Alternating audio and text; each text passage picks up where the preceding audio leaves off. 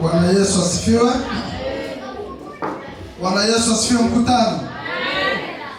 Tuna moyo wa shukrani kwa kupata nafasi tena kuitafakari neno la Mungu. Na kabla sijaendelea na neno ambalo nitafundisha siku ya leo, ama Papa Shemasi agawe tukaratasi kidogo hivi. Kuna swali moja ikishapata jibu alafu tutaendelea na neno letu. Tunaanzia. Bwana Yesu asifiwe sana. Haraka tu unaandika kitu kimoja pale alafu jibu lake litatusaidia katika somo letu siku ya leo. Swali linaulizwa hivi: ikiwa unapenda kuoa au kuolewa, ikiwa ungeolewa au kuoa tena, ungependa uoe au uolewe ngapi kwa sasa? Unaelewa swali? Kila mtu sasa andike jina, samani ya kitu anataka pale. Pesa ni ngapi? Kama kwa sisi ambao tumeshawahi kuoa, kama ungeambiwa sasa uoe mke wako, wewe ungeoa ngapi kwa sasa? Na kama hujaoa, unafikiria unaweza kuoa mke wako ngapi? Au ungependa bwana ule kaka yule akuoe akutolee mahali ngapi? Ndio swali lenyewe. Dakika moja tu inatosha. Kama huna kalamu, dakika moja tu. We need the pen. Hakuna ingine hii hapa. Nataji kuandika haraka, dakika moja tu inatosha. Ukishamaliza kuandika unapatia mtu mwingine kalamu. Alafu mtu mwingine anaweza kakongoa hiyo majibu tutaipata hapa sasa hivi.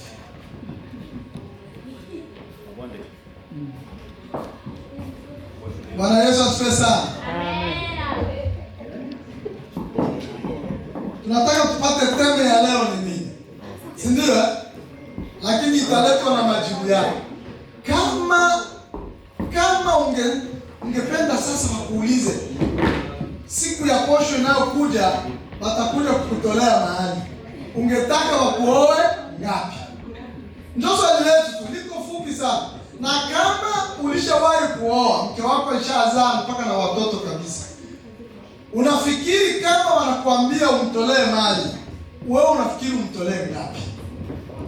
Tuko pamoja? Dakika moja ishapita. Patie makaratasi. Basi mtu akupasa kuandika. Kama au kuandika uende kwa Sunday school. Kama ukuandika natakiwa uende Sunday school. Na kama utaandika ubakie hapo kwa sababu utakuwa unatusaidia kwa somo letu. Kama unajijua au kuandika na maana uende kwa Sunday school. Kwa sababu hautatusaidia kitu chochote. Amen. Yeah.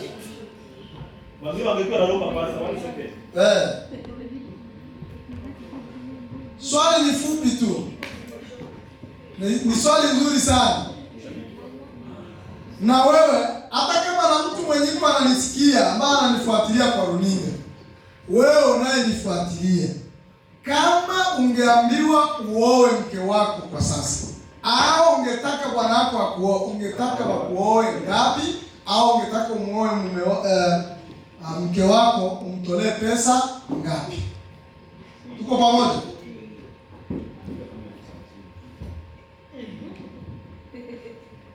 Kishaipata jibu niandikie hapa.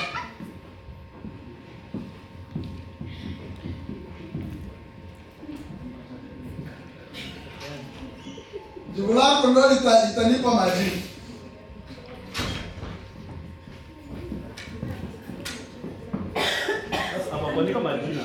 Usiandike jina. Usiandike jina. Kuna watu ambao nimewaandika majina. Mpaka na pastor aliyesafiri na yeye alishaleta jibu.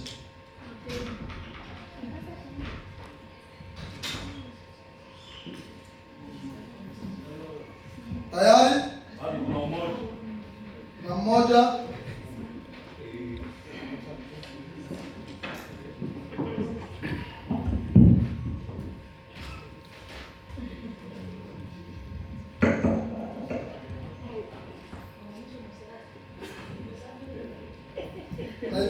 sana hii majibu, kwa mzuri sana.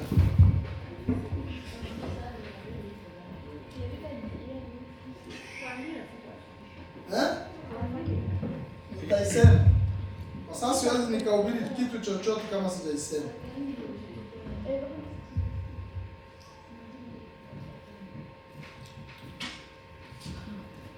Yesu asifiwe sana. Amen. Wangapi hawakuandika? Yes, bado. Nataka ulete. Kama hujaandika nenda Sunday school, ni vizuri sana. Sio somo lako.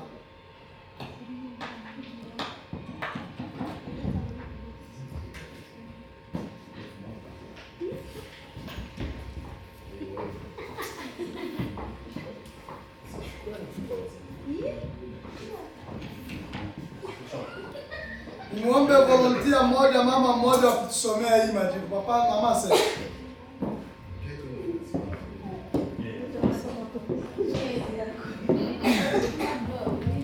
Bwana Yesu asifiwe sana. Wangapi wanafurahia somo leo hata kama hujasikia? Unajua ni nini? Kama hujafurahia kitu huwezi kipenda. Bwana Yesu asifiwe sana. Hili somo letu hili, uchunge hiyo jibu lako, utapata jibu ya hicho ulichokiandika. Tuko pamoja? Mtu mmoja alisema ngapi? 1000. Huyo anapenda akimuoa au angeoa mwanamke amuoe 1000 tu. 1000. 1000 tu inatosha.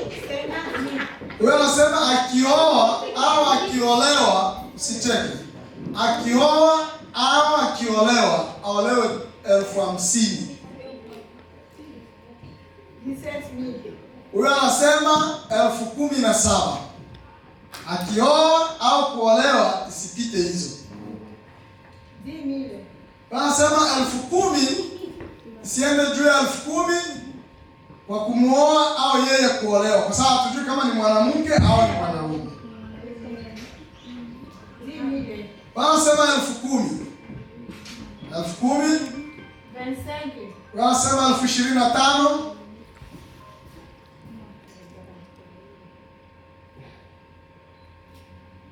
Huyo anasema alikuwa ameandika vitu vya Biblia. Anasema 80,000, anasema tena Kahama 100,000. Vizuri sana. Huyo anasema 10,000. 10,000. Huyo anasema wakimuoa au yeye kwenda kuoa isipite 10,000. Huyo anasema 200,000. Dola 1,200. Huyo anasema 100,000. Anapaswa olewe 100,000 au kumuoa mke wake amuoe 100,000. Huyo anataka ng'ombe 3. Nataka tuangalie kwa sehemu wewe unapoishi ng'ombe ni dola ngapi? Kwa mfano hapa ni ngapi? Ng'ombe moja. Ng'ombe nzuri ni kwa kuoa wataka ng'ombe ni ng'ombe tu. Ng'ombe ni ataka doro kwa mezaliwa jana ni ng'ombe tu. 2,000. Huyo anataka olewa 7,500. Huyo anataka 27,000. Huyu 27,000 mpaka 30,000. Huyo anataka mwenye atamuoa au yeye kwenda kuoa mke wake isipite 25,000, ianzie 25,000 mpaka 30,000. 15,000. Huyo anataka 15,000. Hivyo ni swali ya kuuliza wazee.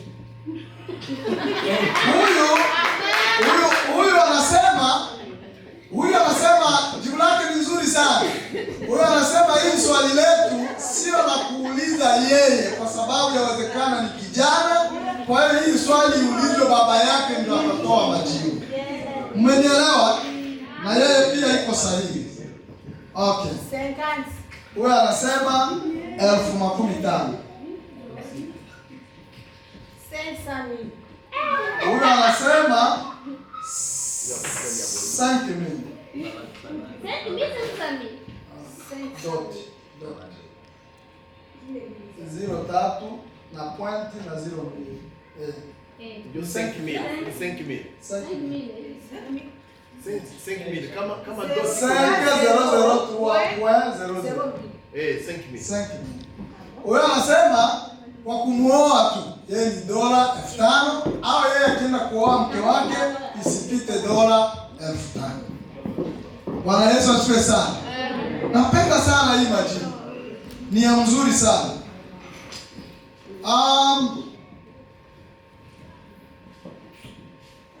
Somo letu lina swali moja. Je, unaijua thamani yako?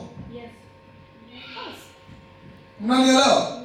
Somo letu leo ni je, unaijua thamani yako? Thamani yako wewe uliandika hivi ulivyoandika ndio thamani yako. Tuko pamoja? Yes. Vile unavyofikiria wewe au unavyofikiria kwa mtu mwingine, hiyo ndio thamani yako. Kuna watu ambao wanapenda thamani iletwe na mtu mwingine. Ndio kuleta sasa, Mama Monica, wewe unakuanga wa mzuri, wewe unakuanga hivi. Wewe mwenyewe uko wa dola ngapi? Kama wewe mwenyewe umejibandika hiki hapa, ninajibandika mimi niko wa dola 5,000, maana thamani yangu ni dola ngapi? 5,000. Sasa kama mwenzako ameweka dola 500, wewe unaanza kusema yeye alisema za mingi za ndio thamani yake. Sijui kama tuko pamoja. Hii ndio somo letu sasa. Kama wewe uliandika dola 5,000, Mungu anatiki kwa hii karatasi kwamba ulisema wewe thamani yako ni dola 5,000. Kama mke wako na faida zake zote zile za kukuzalia na ukasema kwamba unahitaji kumuoa dola 5,000, thamani yake ni ile dola 5,000. Vile vingine vyote vya kuangalia, alishazaa, alishafanya nini, atakuwa anakuja kunifanyia hivi na hivi na hivi na hivi, wewe hauvione vyote, uliona thamani ni ngapi? 5,000. Nikauliza mtu mmoja jana. Hii swali nikamuuliza tu. Mtu mmoja. Kisha akasema hivi, kuna watu wana make dola 50,000 kwa siku. Hapa hadi. Amen. Wangapi wamekubali? Na mimi nimeikubali. Mtu mmoja ameniambia hivi, leo nimefundisha watu gari. Leo nimefundisha watu gari na nimeweka alita kitu gani? Alita kuweka nini? Ile kuweka amount ya pamoja. Ile ya kuweka kwa mfano 3,000 mara moja. Alitumia terme moja hivi. Kuweka zote mara moja kisha yeye anakuwa anaanza kukufundisha tu. Deposit. Vile kwamba nitakufundisha mpaka upate B, lakini utanipa 5,000. Watu 10 wamemlipa kwa siku. Watu 10 walimlipa kwa siku. Walipata ngapi? 30K. 5,000. Watu 5 wamemlipa.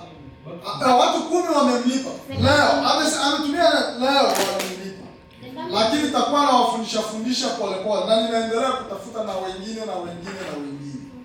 Ina maana mtu anapata 500,000 kwa siku moja, inakuwa kwa mfuko wake. 50,000. Unanielewa? Sasa wewe unasema kwamba utaolewa 1,000 ngapi? 50,000. Thamani yako kwa ule mtu iko ya siku moja. Sijui kama unanielewa. Okay, tuendelee na somo letu. Mtu mmoja asome kitabu ni kile cha Samueli wa pili mstari wa 18, sura ya 18 mstari wa 3. Samueli wa pili 18 mstari wa 3. Na niko tayari. Naweza kaanza mstari hata wa kwanza kafikia wa 3. Samueli wa pili 18 mstari wa 3. Samueli wa pili 18 mstari wa kwanza. Yes, hadi 3.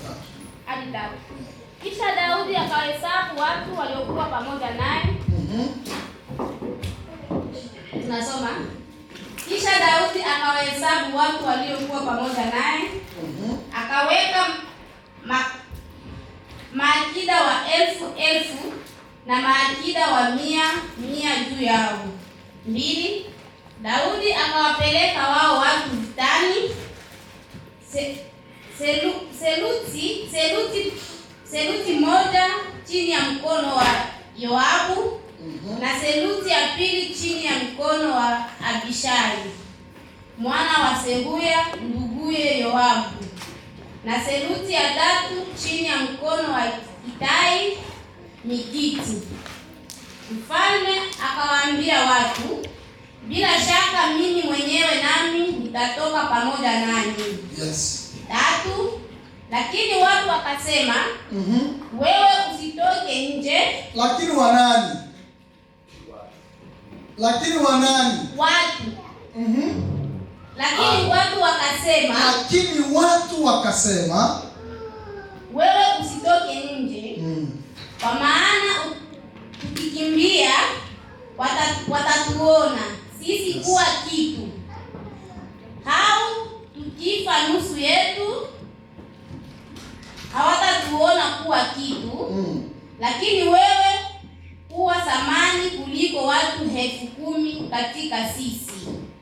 Kwa hiyo sasa ni afadhali mkae tayari kutusaidia toka mjini. Amen. Amen. Bwana Yesu asifiwe sana. Amen. Somo letu leo tunataka kujifunza wewe ni wa thamani gani. Nataka utakapomaliza somo hili ujijue thamani yako ni nini. Na ili kujua thamani yako ni nini, ni lazima kwanza ujue nini maana ya thamani. Si ndio hivyo? Tunaposoma hili andiko la Samueli wa pili, linatuambia habari ya mfalme Daudi. Mfalme Daudi alipotaka kufanya vita na mfalme Absaloma, ilimbidi aweke vikosi, aweke watu kwenye makundi, maaskari wengi, na kila askari mkuu alikuwa na maaskari wengi. Daudi alikuwa akitegemea wanani katika vita? Alitegemea maaskari wake, kwa sababu alijua kwamba akiwatuma kule watafanya vizuri zaidi. Lakini sasa akasema, yawezekana mnasikia woga, yawezekana mnatetemeka, na mimi nitakuwa kwa mstari mmoja pamoja nanyi. Bwana Yesu asifiwe sana. Akasema, na mimi nitakaa na nyinyi, nitaenda na nyinyi huko vitani, nitafanya vita na nyinyi. Biblia yangu inasema, lakini watu wakamwambia. Hapo ndio kuna neno letu. Lakini watu wakamwambia. Watu wote dunia mzima walimthamini Daudi kama mtu muhimu sana, lakini Daudi naye akasema, hapana, watu ni muhimu kuliko mimi. Kwa hiyo na mimi nitaenda mstari wa mbele. Daudi akasema, nitawafuata na mimi nitakuwa pamoja nanyi, msiogope, tutashinda vita. Watu wakasema, wakapiga mahesabu sasa watu. Jamaa yawezekana alikuwa alishavaa sare zote za vita ili aende kwa mstari wa mbele kupambana. Watu wakamwambia, hapana. Unajua kwa nini walisema wewe unatakiwa kukaa chini? Biblia inajibu, si ndio? Biblia inasema kwamba wewe ukibaki kule nyumbani, sisi tukienda tukieremewa, tukikimbia, sisi hawataona kitu kwetu. Tuko pamoja? Wataacha tu na sisi tutakimbia. Lakini wewe ukiwa mstari wa mbele, watakuua, watatuacha sisi kwa sababu wakuue wewe mmoja. Wewe mmoja ukifariki, sisi wengine wametupata sio wote. Bwana Yesu asifiwe sana. Amina. Hao jamaa waliwaza sana. Lakini pia ukishuka pale chini kidogo inasema hivi, na ikiwa watatuweza wakatuua sisi wote, tunapata wapi mforo? Ndio mambo haya mawili. Tunapata wapi? Wewe unatakiwa ukae mjini ili sisi tunapopambana, tukishindwa utatuletea mforo. Ndio ilikuwa salama. Na wakasema, wale watu wakaangazia, hawakuishia pale, wakasema kwa sababu wewe ni mtu wa muhimu wa thamani kubwa. Tuko pamoja? Kati ya mtu ambaye anaenda mstari wa mbele, tujiweke sisi kama ndio tumejitoa kwenda kupigana vita, na mtu mwenye atakuja baadaye, wa muhimu ni wapi? Tusemeshe ukweli tu. Baadaye mimi nasema hewa vita vishakuwa pale mlangoni, watu 5 wajitokeze wapigane naye. Sasa nyie 5 mnaenda, kisha wengine wanasema sisi tutaenda baadaye. Baadaye wakawa muhimu. Hapana. Bale wenye wameenda mbele wale ndio wa muhimu. Na Daudi naye alikuwa akijua kwamba walioenda mbele ndio watu muhimu zaidi. Tuko pamoja? Lakini watu walioenda mstari wa mbele wakasema hivi, haiwezekani. Sisi hatuwezi kuwa wa muhimu kuliko watu ambao watakuja nyuma. Kwa sababu watakaokuja nyuma watakuja na nguvu zaidi. Amen. Bwana Yesu asifiwe sana. Unajifunza somo kitu hapo. Kuna kitu ambacho kimekuingia hapo, somo moja limekuingia. Unajua ni nini? Kuna watu ambao wanafikiri yeye ni yeye tu. Tuko pamoja? Kwa mfano, kuna watu ambao wanafikiri hivi. Mtu mmoja aliambiwa, pastor mmoja yuko katikati yetu, aliambiwa kitu kimoja. Mama Ewa, mimi nitakufundisha jinsi ya kulea watoto. Jinsi ya kulea watoto. Akamuuliza, "Ulishawahi kuzaa?" Akasema, "Hapana. Ila nimetoka chuo." Akamwambia, "Sasa, wewe unanifundishaje wakati mimi nawalea?" Tuko pamoja? Kabisa. Lakini tujiulize, kati ya dokta, mimi napambanaka na hao madokta wa huko Bulaya sana. Mimi wasiwaamini sana. Kati ya mgunga na dokta, na anapaswa kulipwa pesa mingi. Mgunga. Kwa nini wanalipa dokta? Hiyo masomo yake. Unanielewa? Ili mimi nionekane hivi na kurukaruka hapa kwenye altari, nilionekana kwa sababu ya nani? Ya mgunga. Ili mimi nionekane, lazima mgunga ndio anahangaika kabisa. Lakini ukiangalia wagunga walio wengi, wale wa TDA wale wanaotuzalishaga wale, wengi wao wanavaa vibaya mno. Wengi wao hawana hata viatu. Wengi wao wana shida mno. Lakini serikali na sisi wenyewe tuliozaliwa na wale tuliozalishiwa na wale watu, tunaanza kumuona dokta njoo maana. Ni kweli? Mungu awahurumie sana. Yaani tunafanya kitu kimoja kibaya mno. Mtu ambaye anakuja wa nyuma, mtu ambaye yuko kimbelembele, yeye yuko anaandika tu, anakuwa ndio mtu alipwe pesa mingi kuliko mtu ambaye alifanya kazi ili kwamba anaokoa mamilioni ya watu kwa siku bila msaada wa chombo chochote, kwa akili yake tu. Lakini huyo mtu alipo kuliko mtu ambaye anakaa ofisini. Sawa sana walimu. Walimu walio wengi wa primary school, nilikuwa nawaza hapa Bulaya na kwenyewe wanalipa walimu vizuri. Never. Mtu mmoja anatumika kule kumakuku na wapi anapata mshahara kuzidi mwalimu. Ni shida. Na ili utengeneze vile vyote pale, ni lazima uanzie wapi? Masomo. Lakini yule aliyekufundisha anakaa iko bure. Somo letu liko, je, unajua thamani yako? Utakuta hata mgunga mwenyewe hajui thamani yake. Hajui, yeye hajui kama anasema, "Sisi ni hivi tu, anaanza sasa. Sisi ni vitu hivi na hivyo na nguo yetu ni chafu." Lakini sasa somo langu linahusu nini? Anayetakiwa kumtambulisha thamani yule mtu ni yule ambaye anatendewa mazuri. Bwana Yesu asifiwe sana. Mtu anaweza asijue thamani yake. Daudi hapa tunamkuta na yeye hakujua thamani. Lakini watu ndio wakamwambia, "Wewe ni wa thamani kuliko wanajeshi 10,000. Daudi yeye mmoja anasamanishiwa na wanajeshi 10,000. Nini maana ya thamani? Thamani ni nini? Kamusi nasema kwamba thamani ni kiasi cha umuhimu, ubora au manufaa aliyonayo mtu au kitu au jambo. Kitu au jambo. Manake hata na mtu yuko na thamani, si ndio? Manake mtu yuko na thamani.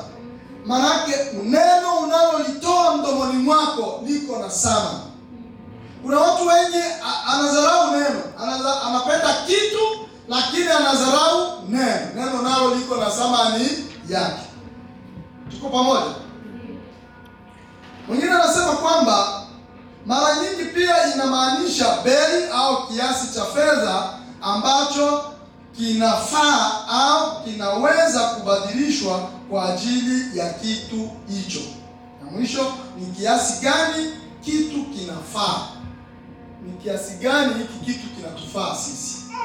Siku moja nikafundisha hapa, nikasema kwamba mfano kama kwenye familia yako kuko na kikao, na hicho kikao wanahitaji watu 10 wafike pale, na wewe umefika umechelewa, ukiona wanakusubiri, ina maana uko wa thamani kwao. Tuko pamoja? Lakini ukiona kwamba wanasema tunaweza anza tu, atakuja baadaye, wewe si kitu. Wewe ni sawasawa na sifuri. Tuko pamoja? Ndio maana kwenye mashirika, makanisa, maasociation, serikali wanasema tuangalie kama korumu iko ate. Maana tuangalie kama watu tunaohitaji kuwa nao kwenye kikao kama wanaenea. Alafu ndio tuamue tuanze au tusianze. Tuko pamoja? Unajua ni kwa nini? Ni kwa sababu kila atakayefika kwenye kile kikao iko wa thamani. Unanielewa? Yaani kila anayealikwa iko wa thamani, kwa sababu tunajua thamani yako, ndio maana tumekualika. Lakini kama tusingejua wewe unatufaa nini, tusingekualika. Na unapoalikwa ni lazima utaenda, kwa sababu neno lako pale litakuwa la muhimu. Sasa ukiona sisi tunafanya kitu bila kukujali wewe, maana wewe hauna thamani kwa kile tunachokifanya. Tuko sawa? Unaweza ukawa wa thamani kwa vitu vingine, lakini kwa kile tunachokifanya kwa sasa wewe hautufai, hakikuhusu. Bwana Yesu asifiwe sana. Niko nataka tujifunze kidogo, nani anatakiwa kusamanisha mtu?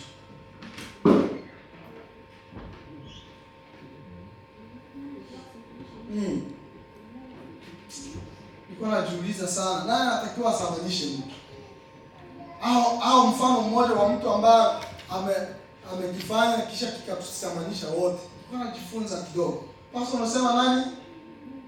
Mungu kupitia Yesu Kristo. Mungu kupitia Yesu Kristo. Bwana Yesu asifiwe sana.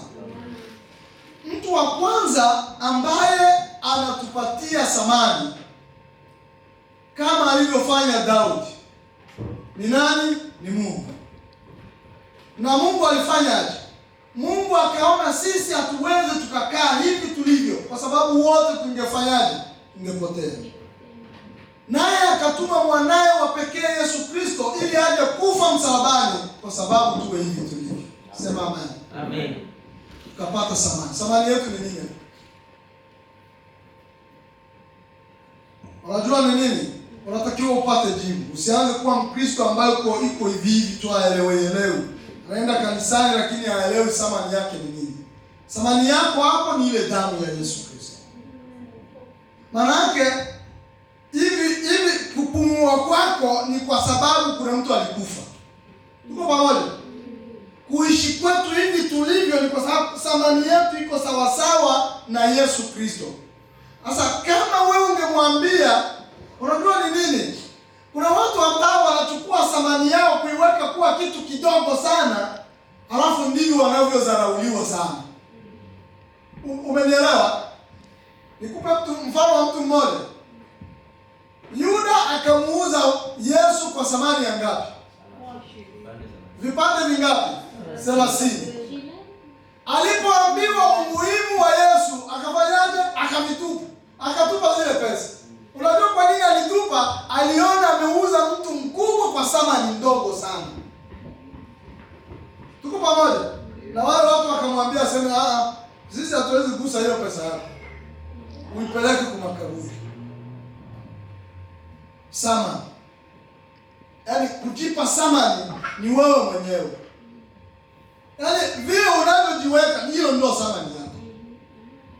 Kila siku nawaambiaka hapa, ukitaka kutengeneza jambo fulani, hata kanisani, hata kwako, hata wapi, usianze kuleta zile project eti kwamba natafuta 1000. 1000 unaenda nayo wapi? Vijana, eti mimi niko napambana nipate 10,000 nitanunua gari.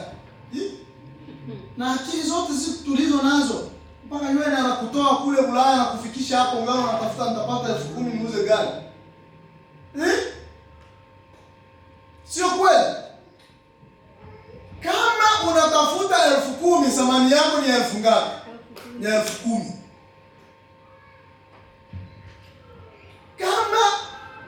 Kama wewe unafikiria 5,000, bali wewe 5,000, thamani yako iko ya 1000 ngapi?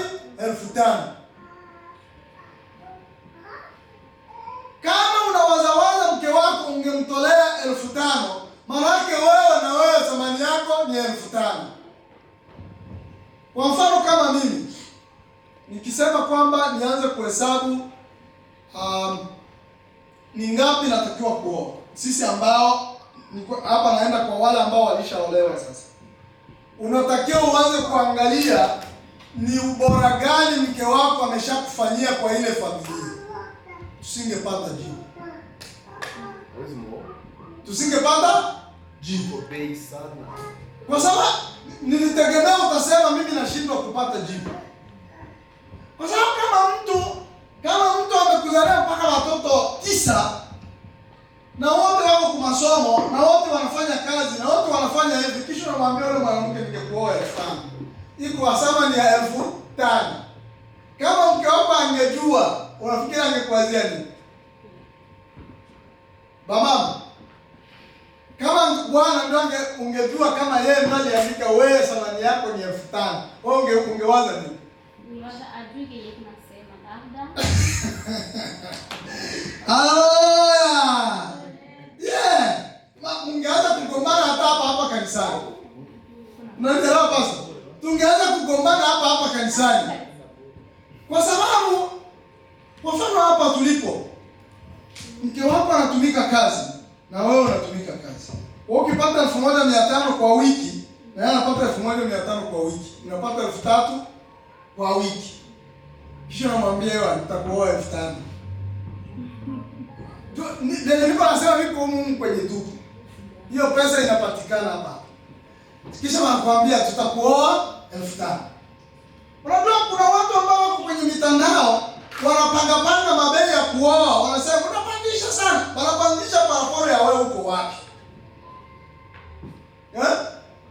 Wanapandisha paraporo hapa Ulaya, hakuna mtu mwenye anapangia mtoto wake bei. Watoto ba mingi wao ndio wanasema bei yao. Haiko hivyo mama.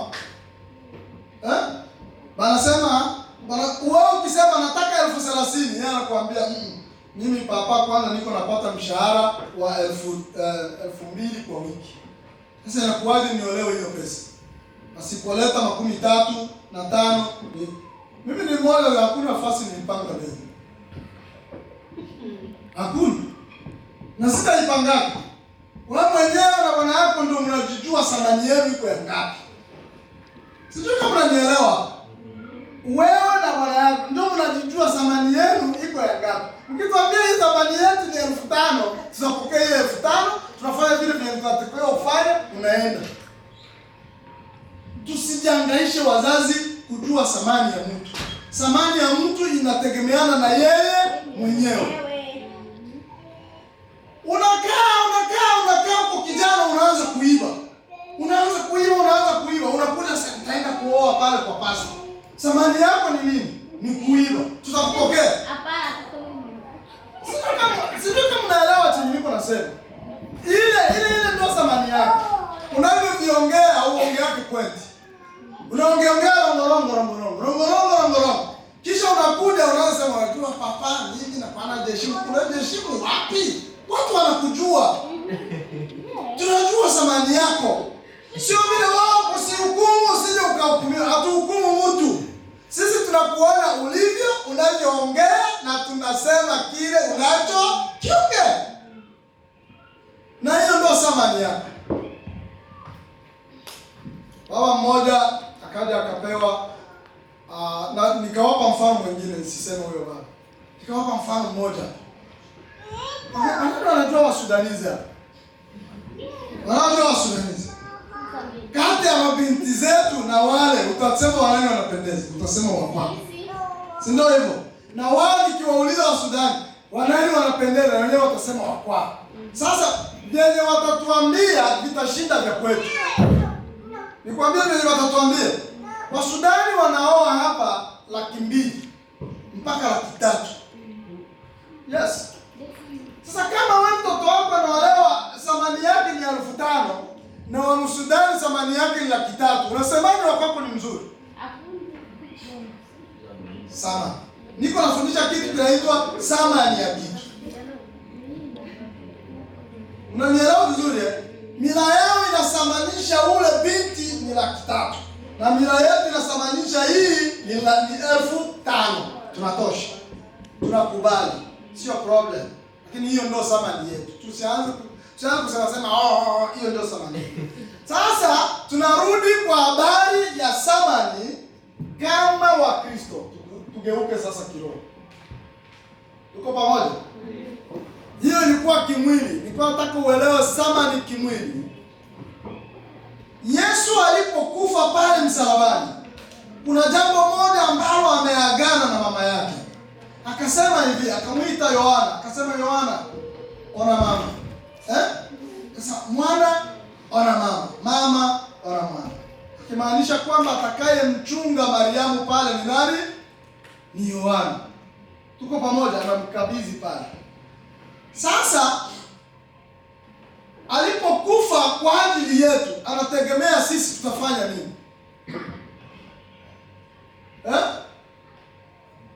Tumeagwa na Yesu kufanya nini? Enendeni, si ndio? Tutaenda kufanya injili. Kuna watu ambao tuko nao hata makanisani mpaka tunadiliki kusifia mambo ambayo sisi wenyewe tunapokuja kanisani tunaanza kulia yo Yesu wangu haleluya, lakini kufika pale hivi unashindwa kumtetea Yesu. Yesu kwako anakuwa wa thamani ya kidogo sana. Unaanza sema kuna vitu vingine inabidi kuiweka kwanza pembeni. Thamani ya Yesu inafanyaje? Inapunguka. Sasa thamani ya Yesu inapopunguka na kule mbinguni anategemea wewe utamfanyia jambo nzuri, na thamani yako na wewe inapunguka. Tuko pamoja? Unatakiwa kumpa Yesu kuwa na thamani kubwa, kwa sababu thamani yako iko kwa ajili ya damu ya Yesu. Na kama utachukua ile damu ya Yesu ndio thamani yake inashuka kabisa, maana yake viwango vyako na wewe vitashuka.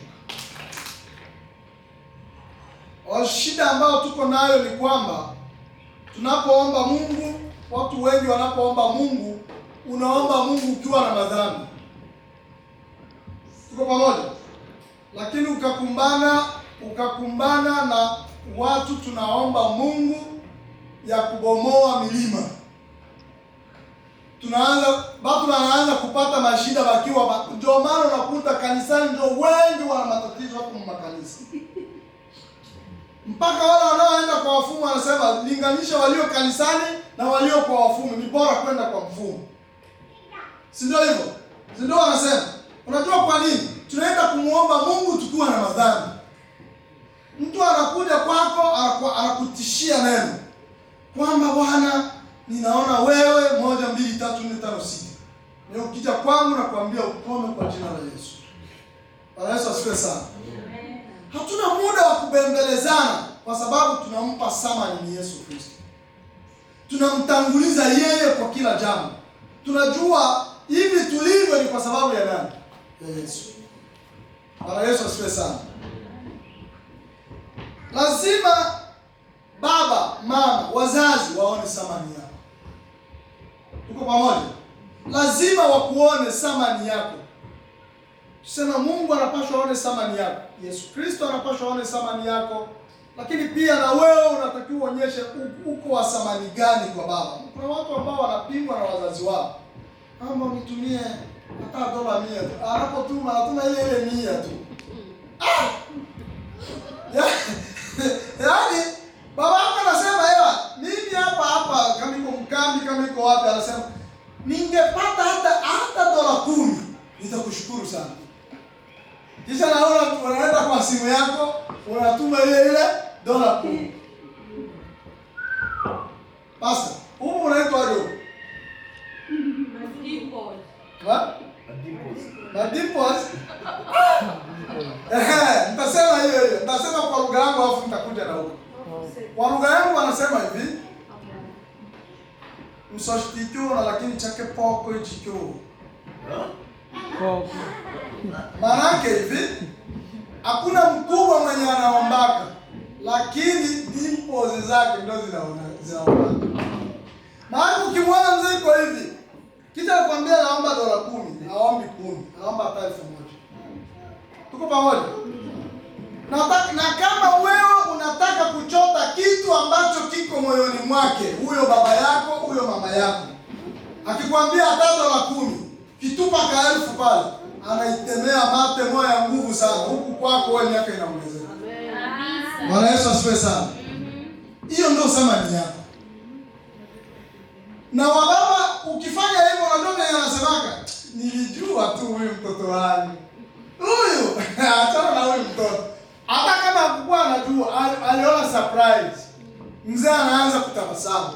Lakini wewe unatuma, naomba kale ka dola 10, unatuma kale ka 10. Huyu anakuwa kashike sana. Nilimjua tu, hapa fanya.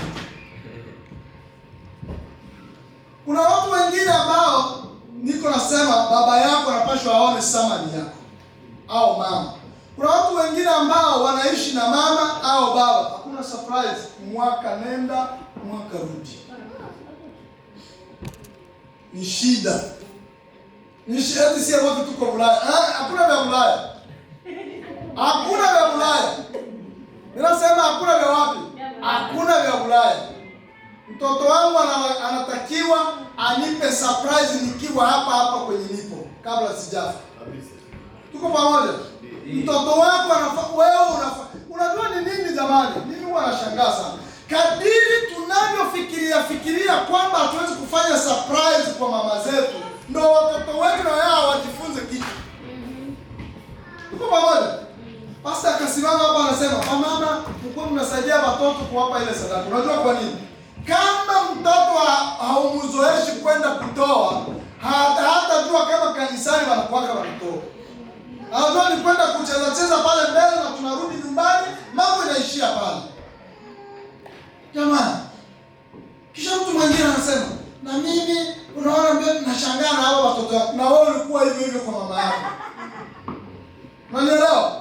Kama unaweza kuwapa watoto wako mfano mmoja hivi, nataka mwe unanizawadia. Kisha wao watakuchunguza.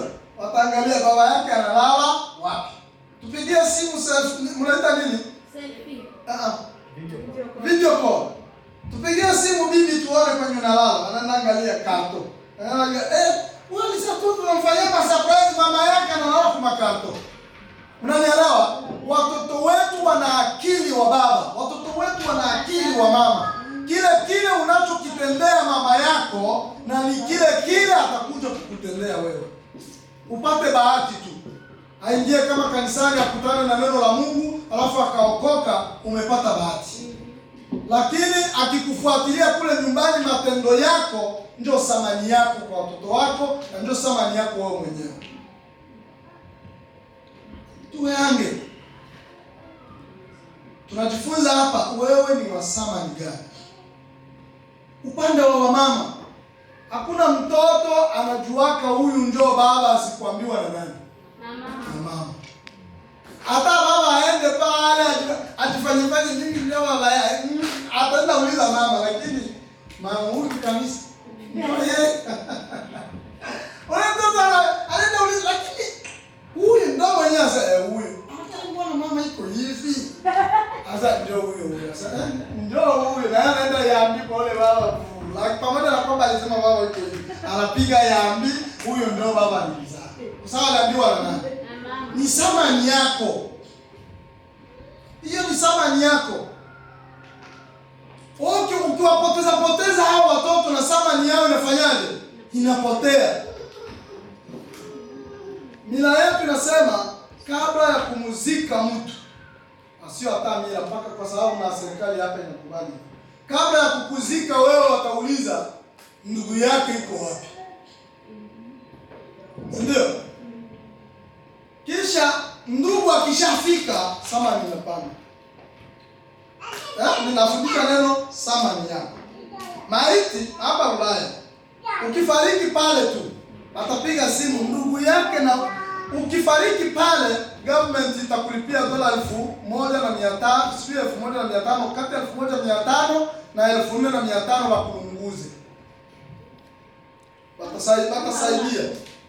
Kisha wanaanza tafuta ndugu sasa. Ndugu mmoja akifika pale, mimi ndio ndugu yake na niko tayari kufanya kila kitu. Inapanda mpaka 10,000, kuanzia 10 mpaka 16,000. Ukuzika wewe. Maiti inapanda nini?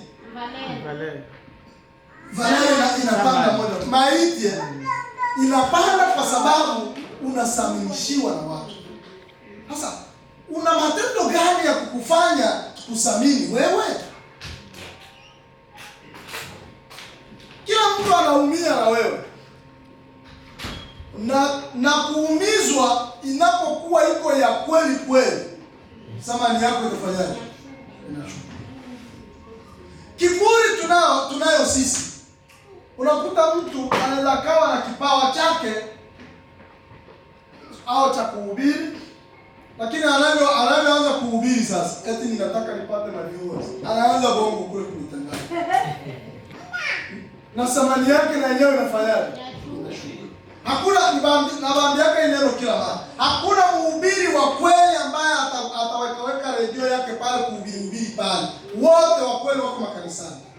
Sasa ndio wanatengeneza mioyo ya kundi wanazoziongoza. Tuko pamoja? Lakini wewe unaenda kujitia pale, kisha unaanza kutukanana mpaka na kule. Bashangilia, hivi na hivi unatafuta nini? Bakurikodi lakini uko kwa kanisa fulani. Tuko pamoja? Pale ndio inaleta samani yako ya kiroho. Lakini hata mimi niko wa kanisa zote. Wa kanisa zote. Siku unakufa wanauliza alikuwa anaingia wapi? Hivyo kwa kanisa zote. Hakuna mtu mwenye atakuja. Ni kwa sababu gani? Matendo yako inaashiria wewe ni wa samani gani. Rafiki yako ni lazima aone samani yako, ndugu yako aone samani yako, nchi inahitaji kuona samani yako. Napenda sana Australia. Kiwaibia taxi kidogo hivi, na samani yako wanaionyesha tu. Yes. Kila mtu hapa ni wa samani Australia. Kila mtu. Kwa sababu gani? Ukienda mangapi watanunua mshope yoyote? Hakuna. Yeye wote mnalipa taxi. Ndio maana wanaishi. Ukipiga po, kiangalia mwisho wa receipt, uko sasa inaandikwa GST. Lakini pesa yenye imeenda kwa serikali pia mara moja. Tuko pamoja? Na kila mtu anaheshimiwa kwa sababu anaheshimu serikali.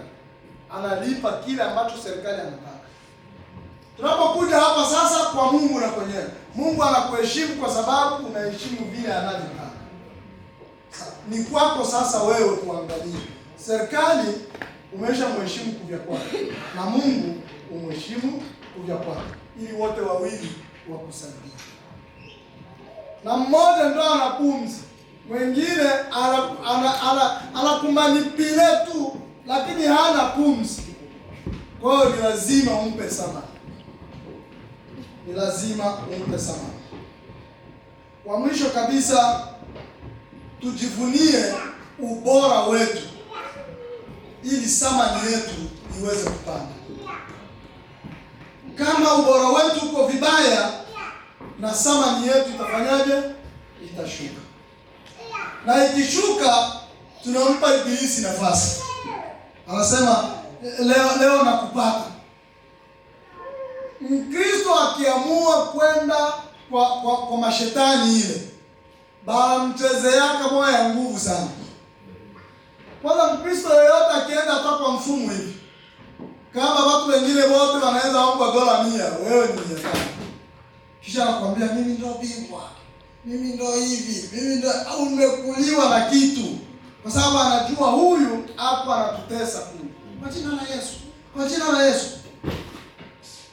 Wana wenyewe watakukanyaga hapo. Heshima yako ni lazima itashuka.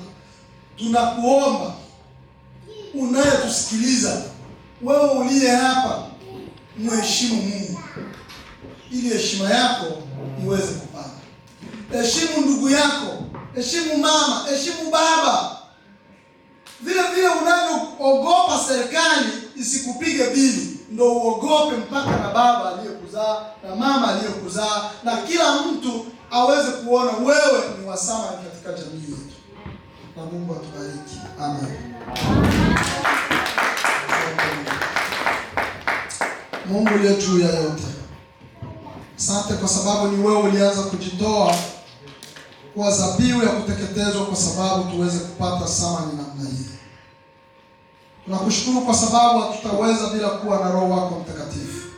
Tunaomba Roho wako atembee na moyo wa kila mmoja wetu, ili kwamba tusije kupata aibu ile siku ya mwisho, siku ambayo kila mmoja atakwenda kupimwa na kazi zake alizozifanya. Bwana Yesu tusaidie. Kwa Yesu Kristo tunaomba kwa amini. Amen.